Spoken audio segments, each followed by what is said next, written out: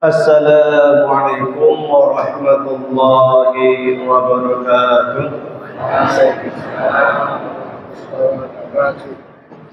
الحمد لله رب العالمين.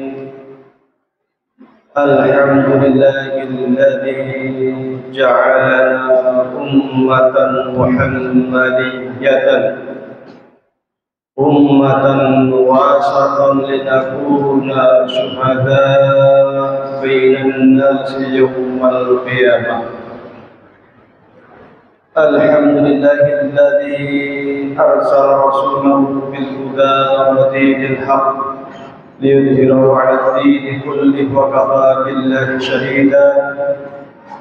وأشهد أن لا إله إلا الله وحده لا شريك له، وأشهد أن محمدا عبده ورسوله.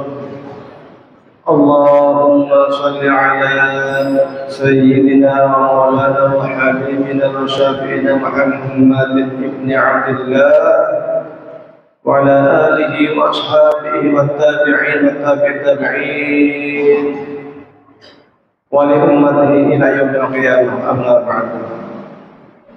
Yang kami hormati Bapak Ketua PCM Jabal Amal Mulyorjo, yang kami hormati jamaah sekalian Muhammadiyah, Aisyah, Pemuda Muhammadiyah dan lain-lain yang kami hormati. Puji syukur kehadirat Allah Subhanahu wa Ta'ala, pada malam hari ini kita sama-sama dapat berkumpul ta'lim bersama, ngaji bareng, insyaallah mendapatkan barokah dari Allah Subhanahu wa Ta'ala. Salawat serta salam semoga tetap tercurahkan kepada junjungan kita Nabi Agung Muhammad sallallahu alaihi wasallam. Jamaah sekalian yang kami hormati, sebuah kehormatan bagi kami bisa bersama jemaah yang ternyata saya dari pagi, karena nyampe pagi jam berapa tadi ya, subuh jam 6 sampai rumahnya sudah masuk. Ternyata di sana itu saya reuni, ketemunya alumni ini semua, ini wah ini kau reuni. Saya tahun keluar Jumali bin MTS, cuman aliyahnya pindah hijrah ke Kairo. Di sana ngulangin SMP lagi tahun 96, 93 masuk Walimi, 96 ke Kairo. Ulang SMP, terus aliyah, lalu Al-Azhar S1, lalu S2 di Ma'had Alim Idrusah Islamiyah Kairo, sambil kemudian di S2 di UNS Surakarta. Unjuk rasa niatnya sebentar, tahu-tahu sudah 26 tahun di Mesir. Gak kerasa memang. Jadi ingat dulu Nabi Nuh itu ketika umurnya sudah di atas 900 tahun, pernah ditanya oleh Allah, kamu umurnya berapa? Saya sejak menjalani risalah sudah 900 tahun lebih. Lama bos, bentar, kayaknya baru kemarin. 900 tahun itu kayaknya baru kemarin. Sama saya itu juga 26 tahun di Mesir, nggak kerasa, kayaknya baru kemarin. Baru 5 Juli tahun lalu pulang, jadi baru setahun. Belum lama. Pulang kampung, asli pulang kampung, karena tempat saya itu gunung. Udaranya kalau dengan sini ya dingin sana sedikit. Di sana itu 15 derajat, 16, 18 ya, lumayan tinggi. Jadi pas ke sini itu gerah. Nah, karena tempatnya ketinggiannya 1175. Nah, cukup tinggi di pegunungan. Yang nggak main ke tempat saya, alhamdulillah, alhamdulillah. Membina pesantren kecil-kecilan, namanya pesantren Al-Muflihun, pesantren Muhammadiyah Kultural, ya, karena yang mendukung semuanya Muhammadiyah. Kemudian kemarin saya diminta sama rekan untuk ke mana Madura katanya lewat sini, ada sekalian ke sini, alhamdulillah. Temanya kok menarik. Temanya bulan Suro Muharram ini menarik sekali. Nggak tahu kalau di sini ya. Kalau di tempat saya itu bulan Suro itu bulan mistis.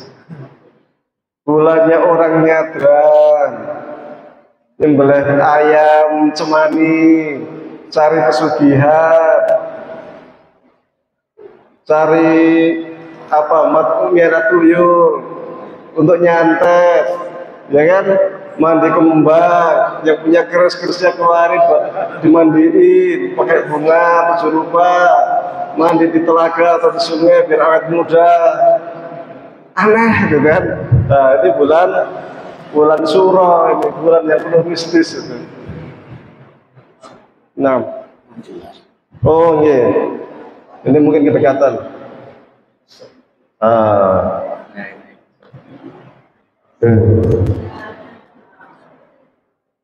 Bulan Muharram, langsung kaget saya. Ternyata suaranya di sini. Bulan Muharram. Aslinya bulan Muharram atau bulan-bulan Hijriah itu ada sejak lama. Jadi kalau kita kan kenalnya istilah bulan Hijriah ya, bulan Hijriah atau bulan Islam. Yang dikonotasi kita itu bulan Islam. Padahal aslinya yang namanya bulan-bulan Hijriah itu sudah ada jauh-jauh hari sebelum Nabi Muhammad SAW diutus. Saya tak berdiri aja kan, hanya rendah. Ya. Jadi dulu itu orang di Arab, di Hijaz, ya Arab Saudi sekarang Hijaz, itu belum ada penduduk. Orang Arab asli itu di Yaman. Kemudian pada waktu itu Nabi Ibrahim itu aslinya juga bukan orang Arab. Nabi Ibrahim ini orang Babylon. Babylon ini ada di Irak. Babylon ini menggunakan penanggalan hitungan bulan Syaka Qamariyah.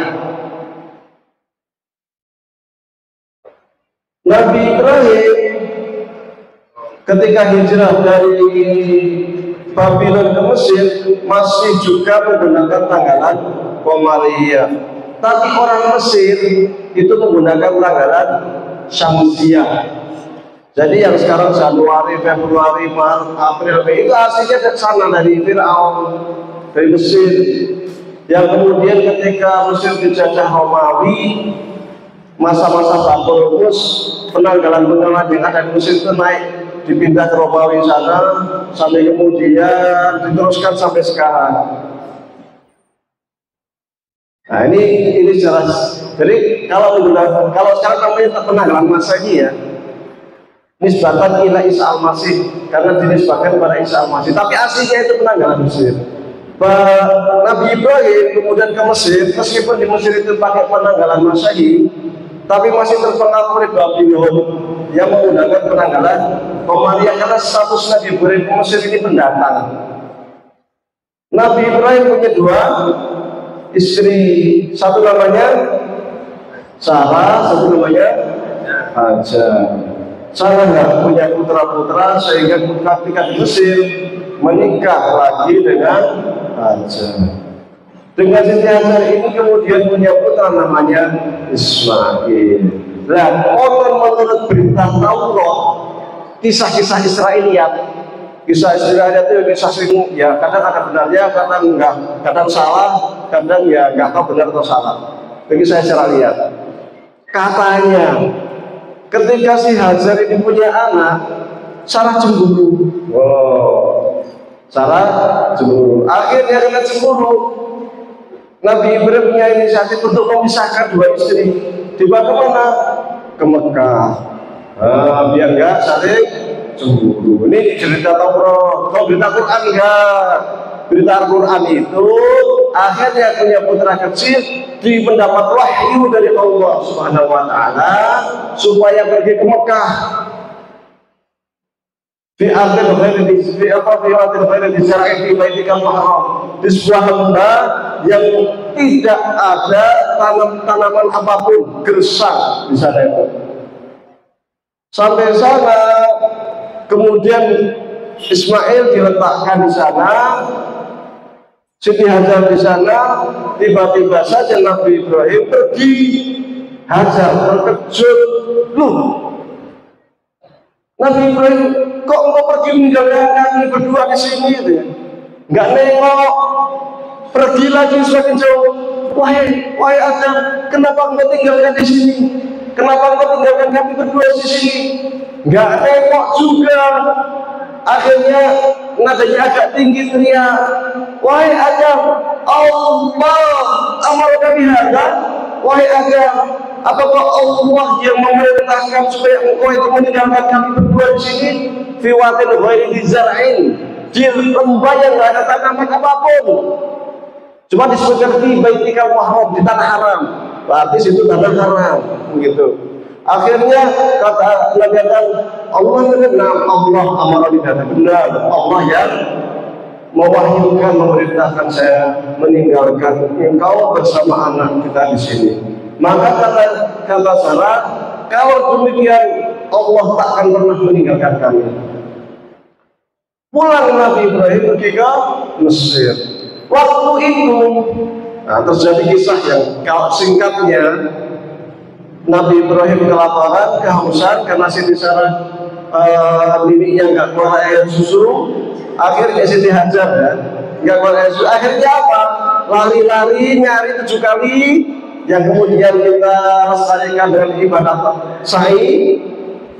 Kemudian Ismail menghentak-hentakkan kakinya, muncullah kemudian mata air yang disebut Zam-Zam. Zam-Zam itu maksud arti aslinya adalah ketika air mengalir ke sana kemari, itu dikumpulkan pakai tanah, dibuat kotak atau buletan, biar ngumpul airnya dengan mengatakan Zam, Zam, Zam, Zam. Jadilah air Zam-Zam.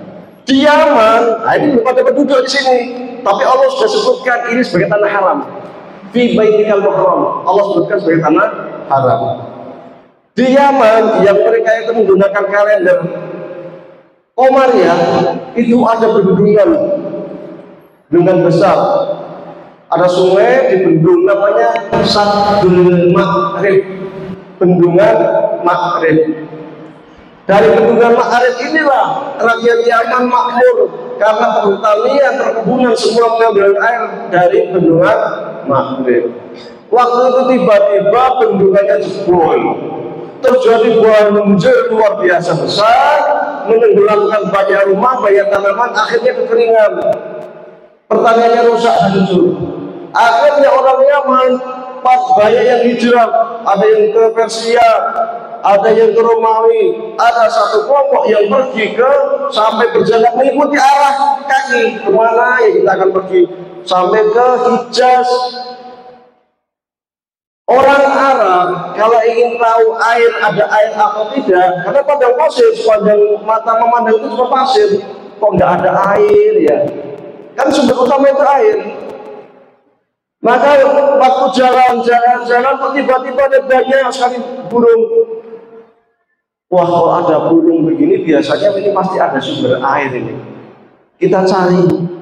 Akhirnya satu kelompok suku ini jalan cari-cari, ketemulah, oh di sana ada air. Tapi heran, kok ada wanita dan anak kecil di situ di samping air itu. Heran ya, akhirnya didekati, dan tradisi Arab, siapa yang menemukan mata air duluan, maka dia punya hak atas air itu. Maka dia kemudian mereka datang, turun dari kudanya, minta izin, assalamualaikum, tanya-tanya dan sebagainya, kemudian mohon izin, bolehkah kami memanfaatkan air di sini? Maka kata Siti Hajar, silahkan, tapi kompensasinya apa? Imbalannya apa? Silahkan manfaatkan air, silahkan tinggal di sini, hidup kami ditanggung. Akhirnya kan barter, sama-sama mendapatkan manfaat. Sampai kemudian mereka orang-orang ini namanya suku Jurhum yang dari Yaman yang menuju ke Mekah ini namanya suku Jurhum. Hingga akhirnya mereka menetap di situ sekujur sampai Nabi Ismail itu besar, dan mereka itu tetap menggunakan kalender Qamariyah. Sudah ada Muharram, Safar, Rabiul Awwal, Rabiul Tsani dan sebagainya. Sudah ada, mereka sudah pakai itu. Akhirnya sampai Ismail besar, Nabi Ismail menikah dengan perempuan dari suku Jurhum, suku Arab. Jadi Nabi Ibrahim itu, Nabi Ismail itu Nabi Ismail itu bukan orang Arab. Nabi Ismail aslinya orang Babylon. Karena Nabi Ibrahim orang Babylon, bukan orang Arab. Maka keturunannya Nabi Ismail itu bukan orang Arab asli, maka namanya musta'rab, orang asing yang terarabkan. Karena menikah dari suku Jurhum. Sampai kemudian Nabi Ibrahim datang lagi menengok, mendapat wahyu, mimpi, menyembelih dan sebagainya itu. Datang lagi ke situ lagi, turun perintah untuk mendirikan Ka'bah, bukan membangun, tapi mendirikan. Kalau yang membangun pondasi Ka'bah itu siapa? Nabi Adam. Inna awwala baitin wudi'a linnasi lalladzi bi Makkah mubarakah. Sesungguhnya rumah pertama yang diletakkan, diletakkan di pondasi itu Nabi Adam. Dia terletak di mana? Di Mekah, atau dulu namanya Bakkah. Kalau Nabi Ibrahim, wa yarfa'ul Ibrahim, yarfa'u apa? Meninggikan, mengangkat. Berarti pondasinya sudah ada. Mekah itu sebagai kota suci itu sudah ada sejak zaman Nabi Adam. Maka Nabi Adam berdunia di antara perintah wahyu pertama meletakkan pondasi ini, pondasi Ka'bah. Makanya Nabi Adam disebut Nabi, meskipun manusia pertama, karena beliau sudah mendapatkan wahyu dan mendapatkan syariat. Di antara wahyu dan syariatnya itu membangun asas pondasi Ka'bah, kemudian dibangun tinggi.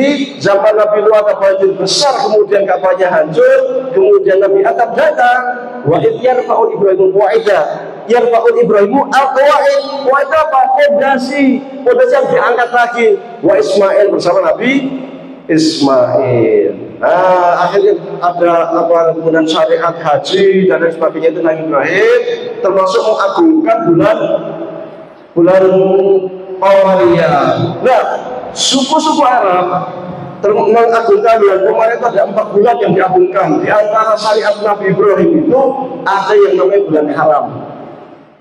Inna iddata syuhuri itna asara syahran minha arba'atun hurum. Yang namanya 1 tahun, kata Allah, itu ada 12 bulan. Di antara 12 bulan itu ada 4 bulan haram. Ini syariat Nabi Ibrahim. Maka di dalam hadis lain dikatakan, inna zaman maka hai aku kalau sesungguhnya maka juara seorang atau pidato dengan mengatakan sesungguhnya zaman ini, waktu ini itu nggak berubah sejak Allah ciptakan bumi ini. 1 tahun itu ada 12 bulan. Dari 12 bulan itu ada 4 bulan haram. Dzulqa'dah wa Dzulhijjah wa Muharram. Ada Dzulqa'dah, Dzulhijjah dan Muharram 3. Yang 4 apa? Wa Syahrul Madar katanya. Bulan Madar. Madar itu suku Arab. Suku Arab yang sering mengagungkan bulan Muharram, maka disebut wa Syahrul Madar. Ma baina Jumadi wa Sya'ban. Apa itu Syahrul Madar? Yaitu Syahrul Madar adalah bulan antara Jumadil Tsani dengan Sya'ban, yaitu bulan Muharram ini. Jadi orang-orang suku Madar Arab kalau sudah bulan Muharram, bulan Muharram diagungkan. Nah, orang Arab jahiliyah karena di bagian sisa-sisa ajaran Nabi Ibrahim itu mereka masih mengagungkan bulan haram ini, 4 bulan haram ini. Maka orang Arab jahiliyah kalau sudah bulan haram ini datang, Dzulqa'dah, Dzulhijjah, Muharram ditambah Rajab, mereka tidak boleh berperang, mereka bersedekah, mereka bersilaturahmi, semacam-macam. Pokoknya diagungkan. Ini bulan haram, jangan sembarangan, jangan, kalau bahasa kita jangan bermaksiat gitu. Karena ada beberapa ajaran Nabi Ibrahim yang masih dilaksanakan oleh Arab Jahiliyah, itu diantaranya adalah mengagungkan bulan haram, tawaf. Jadi Arab Jahiliyah itu masih tawaf, masih, cuman tapi ya 7 kali ya cium Hajar Aswad, cuman doanya dirubah. Labbaik Allahumma labbaik, labbaik ya apa itu, Uzza labbaik, labbaik ya Lata labbaik. Nah, jadi tawaf tapi ya Allah kami penuhi panggilanmu ya Allah, ya Lata kami penuhi panggilanmu ya Lata. Siapa Lata? Berhala besar. Ya Uzza kami penuhi panggilanmu wahai Uzza. Siapa Uzza? Berhala besar. Maka mereka disebut musyrik, asyraka yusyriku, bersekutu, percaya sama Allah, percaya sama Lata, sama Uzza, sama Mana. Ini nama dewa-dewa mereka, nama berhala-berhala mereka. Makanya dulu ketika Nabi Muhammad lahir, oleh kakeknya, namanya siapa? Abdul Muthalib, lari langsung ke rumahnya ibundanya Nabi Muhammad yang bernama Aminah, yang bernama Aminah. Langsung lari bayi kecil Muhammad langsung digendong, dibawa lari langsung ke Ka'bah. Di Ka'bah mulai dari Hajar Aswad tawaf 7 kali. Itu zaman jahiliyah loh. Tawaf 7 kali, setelah tawaf 7 kali Abdul Muthalib langsung mengadakan tangannya ke langit, berdoa, ya Allah, saya ingin bayi ini dipuji oleh seluruh yang ada di langit dan di bumi. Maka saya namakan bayi ini dengan nama Muhammad. Namanya siapa? Muhammad. Padahal dulu zaman jahiliyah itu sangat jarang orang ngasih nama Muhammad. Umar, banyak nama Umar, Amr, banyak, Fatimah, banyak. Tapi nama Muhammad itu baru pertama kali itu. Itu ilham dari Allah SWT. Jadi bapak dulu. Dan orang Arab kalau ke Ka'bah datang itu langsung tawaf. Nah, ini sisa-sisa ajaran Nabi Ibrahim. Nah, termasuk menghormati bulan haram ini, sangat dihormati. Maka orang Arab juga ketika bulan haram, termasuk bulan terutama bulan Muharram terutama, mereka itu sering puasa. Arab Jahiliyah puasa bulan Muharram, menghormati bulan Muharram. Terutama tanggal 10.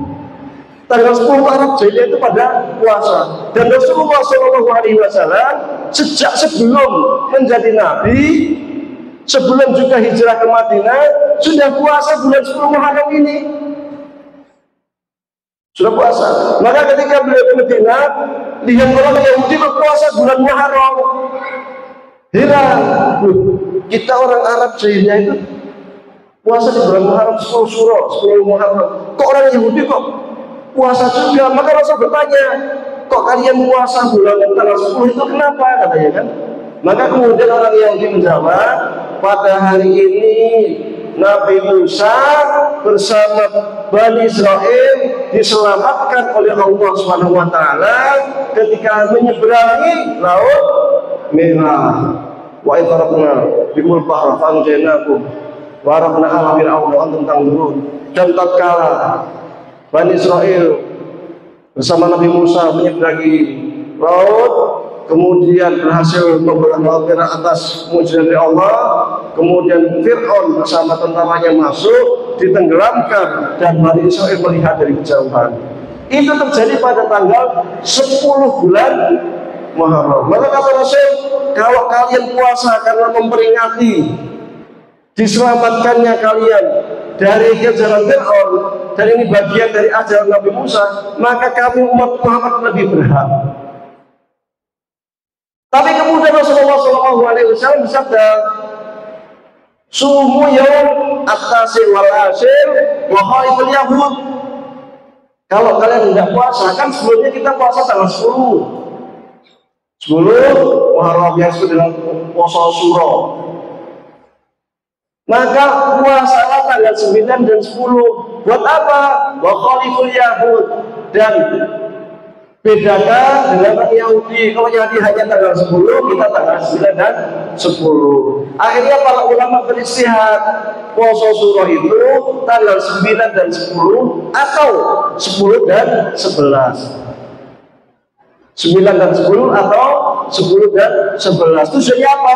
Khaliful Yahud, membedakan diri dengan orang Yahudi.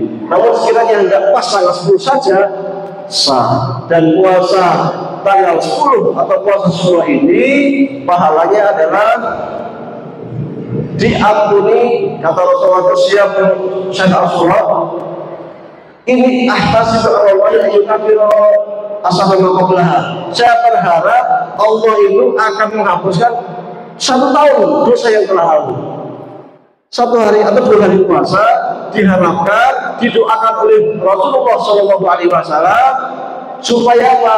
Dosa kita setahun yang lalu itu diampuni oleh Allah Subhanahu wa taala. Tapi ini terkait dosa yang berhubungan dengan Allah. Ada dosa yang terkait dengan manusia tetap nyantol. Jadi bukan berarti puasa bulan Asyura kemudian utangnya lunas. Wah, aku udah puasa, mana tahu aku puasa harus dihapus, Mas. Nggak bisa.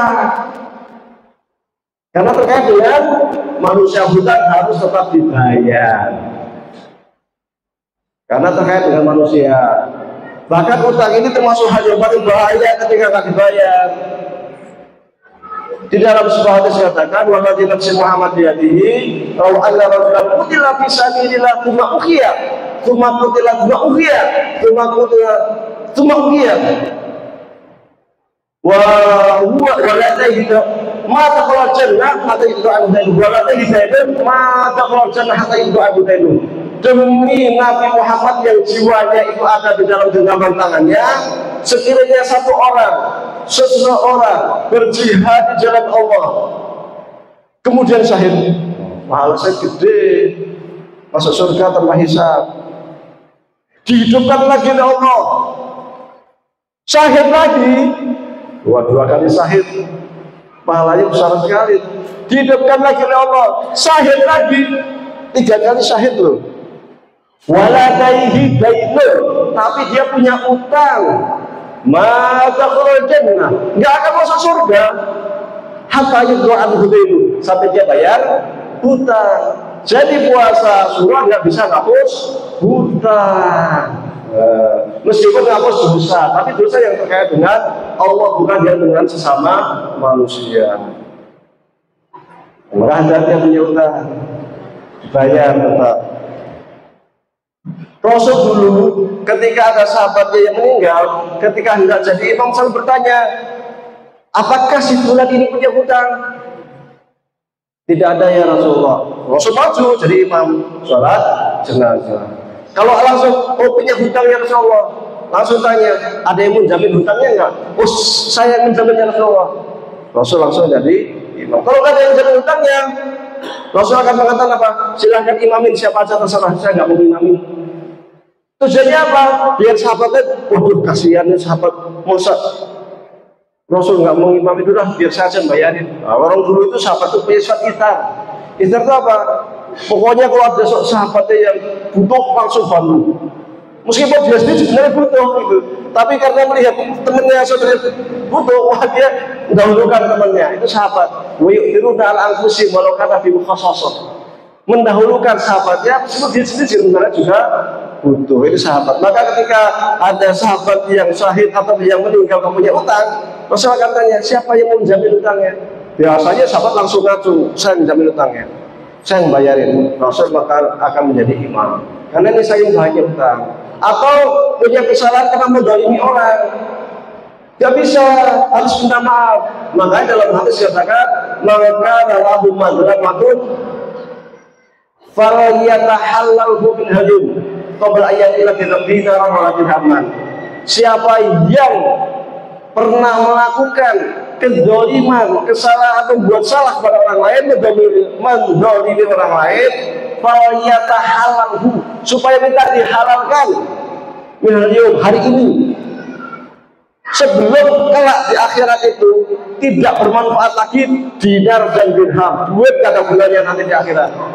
minta dihalalkan. Di Indonesia akhirnya muncul istilah halal bihalal. Setahun bisa. Asli dia setiap salah ya minta dihalalkan, orang itu tahun. Nah, ya kan? Jadi ahtasibu Allah ayyukafira asanah maqablaha. Puasa Asyura itu diharapkan dapat menghapus dosa tahun yang telah lalu, yaitu dosa-dosa yang terkait dengan Allah, bukan dosa yang terkait dengan sesama hamba. Kalau sama hamba harus minta maaf, kalau terkait dengan hak harta harus dikembalikan. Maka di dalam, kalau kita ngaji usul fikih istilahnya, usul fikih itu ada namanya hak Allah dan hak hamba. Hak Allah itu contohnya apa? Sholat, puasa, haji, kan hak Allah itu. Hak hamba itu yang nolong orang lain, bantu orang lain, bayar utang, itu namanya hak hamba. Ketika terjadi benturan antara hak Allah dan hak hamba, maka yang didahulukan adalah hak hamba.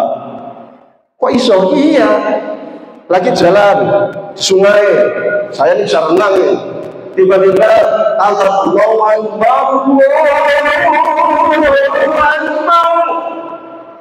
wah, ternyata ada orang tenggelam megang-megang. Wih, ada nih, maaf ya, saya sholat jamaah, dia keburu mati. Maka saya harus dahulukan musik, nolong musik. Waktu zuhurnya 35 menit, rapopo ya. Sholat zuhur bisa di jamak, bisa kodok, atau dia jamak. Tapi ini kalau terlambat, meninggal. Kalau dia sampai meninggal, sementara saya berenang, bisa menolong dosa saya. Karena hak hamba harus didahulukan daripada hak Allah. Maka nanti di akhirat itu, nanti di akhirat ketika kita itu bersama hamba kita, saya sering berbuat salah, Allah akan pertemukan. Setelah dipertemukan apa? Kalau terkait dengan Allah mungkin istighfar selesai, tapi Allah pertemukan kemudian saling berdialog. Yang satu akan mengatakan, ini dulu ya Allah, dia itu pernah mendolimin saya minta haknya, maka dikasih pahalanya, sampai kepalanya udah lunas karena terlalu banyak tiap harinya ngomong lekit, suka nyakitin tetangganya, sampai ternyata udah ini dia pahalanya habis, kesalahan saya dikasih, kan gitu. Maka Rasulullah bertanya kepada sahabat, atadrun nama dia muflis, kamu tahu nggak sih orang yang rugi? Sahabat berkata, al-muflis namanya Saluddin al-Rahman. Ya orang rugi itu ya orang yang bisnis bangkrut, nggak punya duit, nggak punya dirham, dinar, nggak punya rupiah, bangkrut. Kata Rasul, bukan itu. Orang yang bangkrut itu orang yang datang ya kiamat bisolatin wasyamin wasakatin. Orang datang pada hari kiamat, dia sholat, dia zakat, dia puasa, dia haji, semua perbuatan baik dia lakukan. Tapi dia syata mahada, suka nek ngomong nyelkit, nek ngomong nyakiti tanggane. Syata mahada wakoda mahada, kerjanya apa? Nonton berita gosip. Oh, berita artis, masalah selingkuh, macam-macam itu kodok namanya. Bahaya, hati-hati jangan baca-baca atau berita-berita gosip. Bahaya. Waktu apa? Tangannya geritis, suka ada temennya salah diceplok, ganggu kayak itu. Waktu telah wasapa kedama, apalagi sampai bunuh orang. Maka di akhirat pahala dia akan masuk ke kita, kesalahan kita masuk ke dia, maka kita menjadi muflis. Nah ini, maka hati-hati karena hidup di dunia hanya sementara. Itu bulan Muharram, maka bulan suci. Bulan suci Muharram itu, konon dulu Nabi Adam, ternyata setengah jam lebih. Katanya jatahnya cuma setengah jam ya. Ya. Hamzah Taqaik, tamam. 5 menit lagi. Konon Nabi Adam ketika membuat kesalahan di surga dulu, itu ketika makan buah khuldi, kemudian bertaubat mengatakan, Rabbana zalamna anfusana wa illam taghfir lana wa tarhamna lanakunanna minal khasirin. Ya Allah, kami telah menzalimi diri kami dengan langkah Bahuldi. Sekiranya Engkau tidak mengampuni kami, merahmati kami termasuk orang yang dolim. Maka taubatnya Nabi Adam itu diterima oleh Allah Subhanahu wa taala pada bulan Muharram. Dulu Nabi Yunus pernah dakwah di suku Nainawa. Ini suku Nainawa tengahnya nggak mau menerima dakwahnya Nabi Yunus. Akhirnya Nabi Yunus pergi mending dakwah di tempat lain yang bisa menerima daripada suku Nainawa. Akhirnya masuk kapal, ternyata kapalnya oleh mau tenggelam. Akhirnya satu kapal melihat kok kapalnya tenggelam sebagai apa? Usut punya usut, kapalnya keberatan. Kalau keberatan harus ada yang turun dari kapal. Berarti di laut ini berlaut. Akhirnya diundi, pas diundi ketemu Nabi Yunus. Wah, Nabi Yunus kan orangnya baik, masa Nabi Yunus ulang lagi undiannya. Yang muncul Nabi Yunus lagi. Wah, jangan Nabi Yunus orangnya soleh baik, masa Nabi Yunus lagi ulang-ulang. Ketiga kali diundi muncul Nabi Yunus. Akhirnya nyemplung ke laut, ditangkap sama ikan paus, masuk ikan paus. Untungnya Nabi Yunus itu minat musabbahin, orang-orang yang sering bertasbih. Kalau enggak lalati Nabi fi berarti ilayah yang dimaksud. Kalau bukan karena orang sering tasbih, mati sama hari kiamat. Makanya sering tasbih itu bisa dijadikan sebagai sarana wasilah supaya kita sering selamat dari bencana, selamat dari bala. Sering aja baca tasbih. Subhanallah, subhanallah, subhanallah, subhanallah, subhanallah. Wah, ini besar. Kalimatani khofifatani fil lisan, khofifatani fil mizan. Dua kalimat yang ringan di mulut tapi kelak berat di timbangan. Itu apa? Ya di antaranya ini subhanallah walhamdulillah. Subhanallah bil azim. Subhanallah bil azim. Ini beliau suka bertasbih, maka dimuntahkan oleh paus. Kalau dimuntahkannya ke dunia ini, beliau selamat ini juga pada bulan Muharram. Dulu Nabi Ibrahim pernah dilempar ke api oleh Namrud karena menghancurkan berhala-berhala. Tapi kemudian Allah mengatakan, "Kuni bardan wa salaman ala Ibrahim." Wahai api, dingin. Nggak cuma dingin, kalau dingin dong membeku, meninggal Nabi Ibrahim. Kuni bardan wa salaman, dingin yang menyelamatkan. Dingin yang menyelamatkan, kok dingin belum membeku. Yang menyelamatkan Nabi Ibrahim. Konon itu juga terjadi pada bulan Muharram. Banyak peristiwa besar, di antaranya juga cucu Rasulullah SAW yang bernama Usaid bin Ali bin Abi Thalib ketika menghadapi pasukannya Hajjaj di Irak sana, di Basrah sana, yang jumlah pasukannya Husain itu kisaran 300, menghadapi ribuan pasukannya Hajjaj, gubernurnya Yazid bin Muawiyah, sampai kemudian terjadi peristiwa Karbala, lehernya Husain bin Ali dipenggal. Syahidlah Husain bin Ali bin Abi Thalib. Terjadi pada bulan apa? Muharram. Di Jawa, di Jawa itu sebelum datang Islam itu sebenarnya sudah ada tahun Saka. Tahun Saka ya ada Buddha, ada Hindu, ada animisme, ada dinamisme, macam-macam lah. Sampai kemudian tahun 1600-an sekian, Sultan Agung kemudian menggabungkan tahun Saka dengan tahun Hijriah.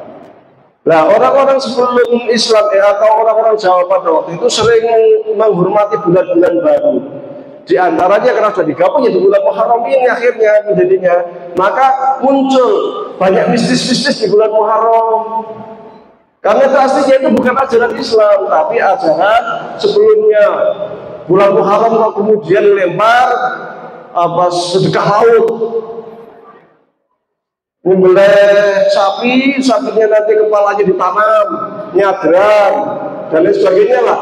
Itu bukan tradisi Islam. Islam itu nggak kenal yang namanya sesajen. Kalau soal sajen itu langsung kita tolak, bukan bagian dari akidah Islam. Musyrik.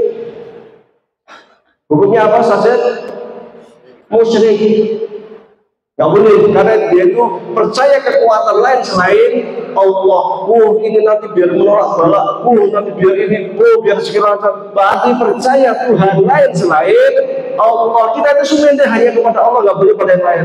Maka di bulan Muharram kita tetap tidak boleh ikut-ikutan nyembelih sapi, kepalanya ditanam, nggak boleh. Terisnya dikeluarkan, dicuci pakai bunga 7 rupa, nggak usah. Ya, zaman sekarang udah jarang ya. Tapi tempat saya masih, karena tempat saya itu di kampung, orang tua masih itu kerisnya dicuci. Apalagi kedukun, apalagi saat mandi, sungai 7 rupa. Sungai biar apa? Biar awet muda, biar dapat jodoh. Nggak ada itu. Enggak ada. Sehingga bulan Muharram di Jawa itu jadi bulan yang mistis, bulan yang macam-macam lah. Termasuk yang saya sampaikan tadi, nek nyantet pas bulan Suro ke mandi, nek peluru pesugihan yang bulan Suro ke mandi. Maka nanti akan Anda temukan kadang di kampung-kampung itu nyebar beras. Kok malam-malam nyebar beras nih jalan. Kok tahu-tahu tuh nanam sesajen di pojok-pojok jalan. Bulan Suro aja ini. Seperti itu nggak boleh. Apalagi kita di Muhammadiyah itu melawan bid'ah, khurafat dan tahayul. Ya cukup. Mudah-mudahan bermanfaat. Apa ada pertanyaan atau langsung saya tutup? Mudah-mudahan bermanfaat, mudah-mudahan jamaah di sini semuanya diampuni oleh Allah Subhanahu wa taala. Mudah-mudahan kita mendapatkan rahmat dari Allah Subhanahu wa taala. Mudah-mudahan ilmu yang kita dapatkan dapat menjadi obor bagi kita di dunia dan di akhirat kita. Mudah-mudahan mengangkat derajat kita di akhirat. Mudah-mudahan menjadi sarana bagi kita untuk dijauhkan dari api neraka, menjadi sarana bagi kita untuk mempercepat menyeberang siratal mustaqim, menjadi sarana bagi kita untuk ketemu Nabi Muhammad SAW di akhirat, dibangkitkan bersama para nabi, para syuhada, para sahabat, para tabi'in, para ulama al-amilin. Mudah-mudahan dimasukkan dalam surga Allah SWT, dibangunkan di sana bersama orang-orang saleh, amin ya rabbal alamin. Syukran. Aqulu qouli hadza wastaghfirullaha wa atubu ilaih. Assalamualaikum warahmatullahi wabarakatuh.